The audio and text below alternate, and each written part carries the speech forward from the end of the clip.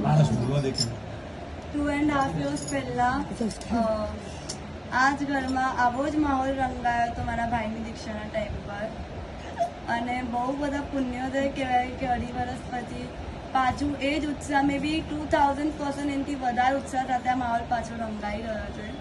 એનું શ્રેય સૌથી વધારે પૂજ્ય શ્રી અભા વિજયજી મહાસાહેબને જાય છે કે આજે એ ઘરમાં આના દ્વાર ખોલીને ગયા છે.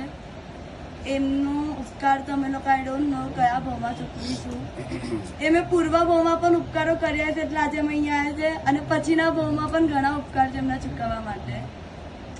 અમારા ઘરનો ઉત્સાહ, અમારા ઘરમાં કોઈ પણ દીક્ષાર્થી આવે તો એ લોકો એવી રીતે દીક્ષાર્થીનો જય જયકાર બોલાવે કે પોતાના જ કોઈ છોકરાઓનો દીક્ષા છે. એટલે એ લોકોને ન ખબર અને એવી રીતે પણ સાયલેન્ટલી એ લોકો પોતે જ પોતાના ચારિત્ર મોને કરવા તોડતા હતા. અમને કરવાની કોઈ જરૂર જ નથી પડતી. મારા ઘરે મારા દાદા ને અમારા બધાનું બહુ જ છે, બહુ એટલે અધડક. પણ મારા દાદા આજે મેં અમને હા બોલી છે, મને ખબર છે હજી સુધી અમે ઘરે આવ્યા તો તમે તો હજી પૂરી 2 લાઈન પણ એ નથી બોલી શક્યા. બટ આઈ નો કે એ બહુ જ ખુશ છે.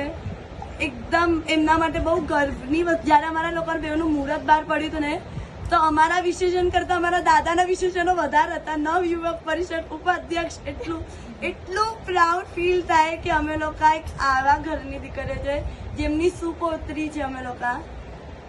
એના પછી મારી દાદી, એમનું પણ બહુ જ ઉપકાર છે અમારા ઉપર. એ ન હોતા ધર્મનો પણ અમારી પાસે નહોતો મળવાનો.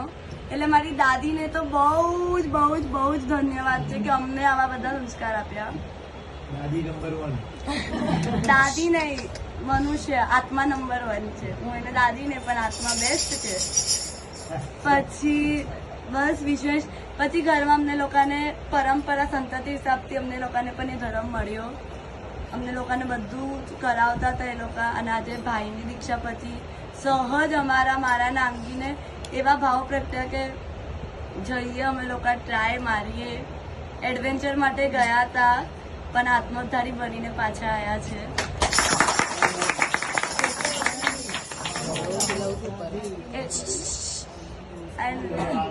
બસ આપ સૌ 26 જાન્યુઆરીએ અમારા મુહૂર્તમાં અમને અઢળક આશીર્વાદ.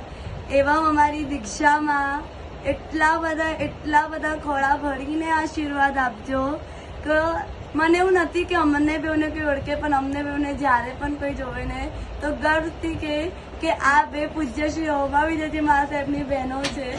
એનો ગર્વ વધારે હશે અમને અમારા કરતા પણ. એટલે બસ ફર્સ્ટ લાસ્ટ બીચમાં જેટલું પણ છે, ending starting all goes to him.